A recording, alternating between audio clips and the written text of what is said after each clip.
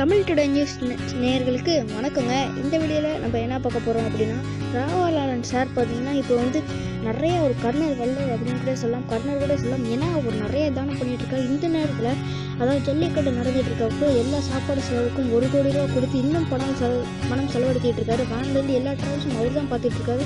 இப்போ பார்த்தீங்கன்னா ஒரு ஃபென்டாஸ்டிக் ஸ்பீச் கொடுத்துருக்காரு.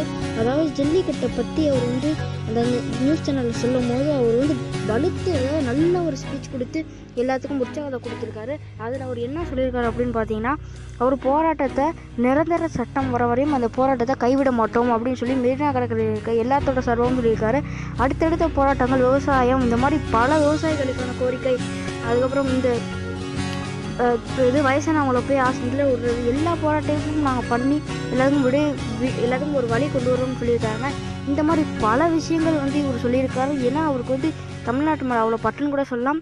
இந்த மாதிரி பல விஷயங்கள் நம்மளோட சேனல்லையும் இருக்குது. இந்த வீடியோ பிடிச்சிருந்தா லைக் போடுங்க. நம்ம சேனலை சப்ஸ்கிரைப் பண்ண மாதிரிங்க. உங்கள் நண்பர்களுக்கும் இந்த வீடியோவை ஷேர் பண்ணுங்கள். நன்றி.